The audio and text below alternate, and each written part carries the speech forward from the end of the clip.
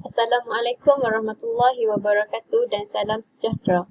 Saya Nur Aina binti Aziz, nama matrik B700576 akan membentangkan ulasan kes mahkamah. Kes mahkamah yang telah dipilih ialah kes Mahkamah Persekutuan Putrajaya pada tahun 2009. Kes tersebut merujuk kepada kes Ahmad Najib bin Aris lawan pendakwa raya. Menurut bahasa perundangan, plaintiff merujuk kepada pihak yang membawa kes tersebut ke mahkamah, manakala defendant pula merujuk kepada pihak yang dituntut oleh plaintiff untuk hadir ke mahkamah. Berdasarkan kes yang telah dijalankan, plaintiff ialah Salihuddin Saidin, manakala defendantnya pula ialah Ahmad Najib bin Aris.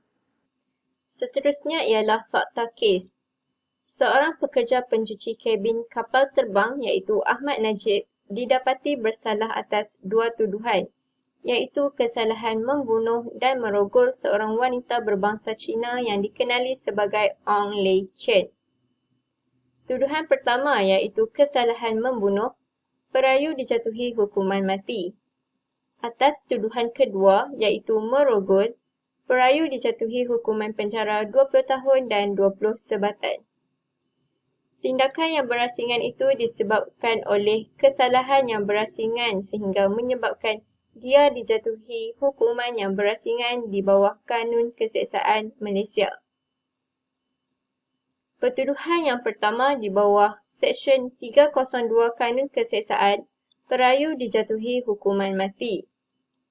Pertuduhan yang kedua di bawah Seksyen 376 Kanun Keseksaan, perayu dijatuhi hukuman penjara 20 tahun dan 20 sebatan.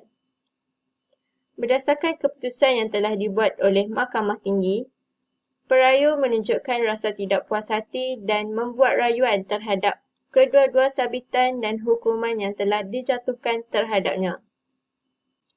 Seterusnya ialah kronologi kes.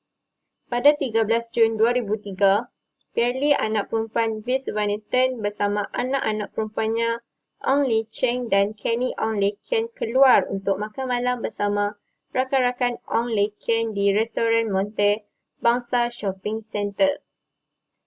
Sekitar jam 10.30 malam, mereka ingin beredar dari situ untuk pulang ke rumah. Ong Lei Ken pergi ke tempat parkir kereta bawah tanah seorang diri untuk mengambil tiket parkir yang tertinggal di dalam kereta yang dinaiki oleh mereka, sekaligus untuk membuat pembayaran di stesen AutoPay di tingkat bawah BSC.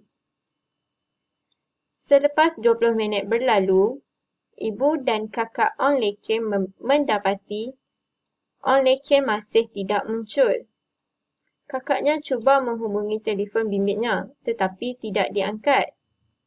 Kemudian, ibu dan kakaknya segera ke tempat parkir kereta bawah tanah. Mereka mendapati bahawa kereta yang dinaiki oleh mereka sudah tidak ada di situ. Lalu, ibunya segera membuat laporan kepada pengawal BSC dan laporan polis. Korporal Ravi Chandra bersama rakannya merupakan seorang anggota polis yang bertugas untuk membuat rondaan pencegahan jenayah di kawasan Taman Perindustrian Jaya. Mereka telah menemui Ahmad Najib bersama Ong Lei Ken di dalam kereta Proton Tiara. Apabila anggota polis meminta untuk Ahmad Najib turun dari kereta, namun Ahmad Najib enggan berbuat demikian. Lalu dia memecut kenderaan tersebut untuk segera beredar dari mereka. Seterusnya ialah Aminah merupakan individu yang terserempak dengan Ahmad Najib dan Ong Lei Ken. Aminah ketika berada di hadapan bangunan Bali bertemu Ahmad Najib apabila dia ingin meminjam jet kereta daripadanya. Azizam pula merupakan individu yang telah menemui Ong Lei Ken dalam keadaan yang tidak berpakaian.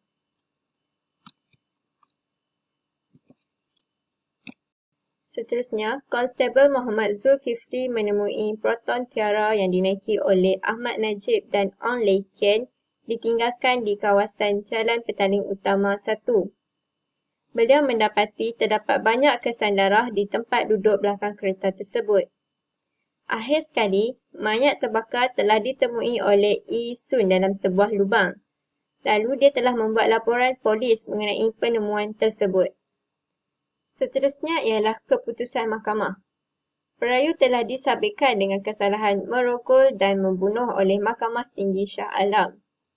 Atas kesalahan merogol, dia dijatuhkan hukuman 20 tahun penjara dan 20 sebatan. Keputusan ini diperuntukkan di bawah Seksyen 376 Kanun Keseksaan. Bagi kesalahan membunuh, dia dijatuhkan hukuman mati yang diperuntukkan di bawah Seksyen 302 Kanun Keseksaan. Perayu berasa tidak puas hati terhadap keputusan yang telah dibuat oleh Mahkamah Tinggi. Oleh itu, perayu membuat rayuan di Mahkamah Rayuan.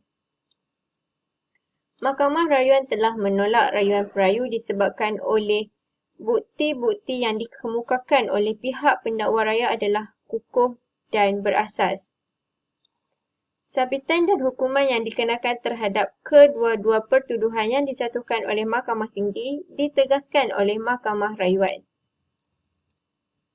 Seterusnya, analisis. Kemenangan bagi kes ini adalah berpihak kepada pihak plaintiff.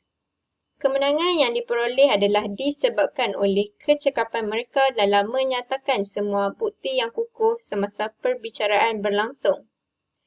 Rayuan perayu yang dibuat di Mahkamah Rayuan telah ditolak disebabkan oleh segala bukti yang diteliti oleh Mahkamah Rayuan sudah mencukupi untuk mengesahkan sabitan terhadap perayu. Bagi kes ini, tidak ada pilihan lain selain mensabitkan perayu ke atas kedua-dua pertuduhan kerana dia telah gagal untuk mematahkan keterangan yang dikemukakan oleh saksi-saksi pendakwaan. Apabila tertuduh memilih untuk kekal senyap, maka tidak ada keperluan untuk menilai semula bukti untuk menentukan sama ada terdapat sebarang keraguan bagi sebarang bukti yang dikemukakan. Sekian, itu sahaja pembentangan daripada saya.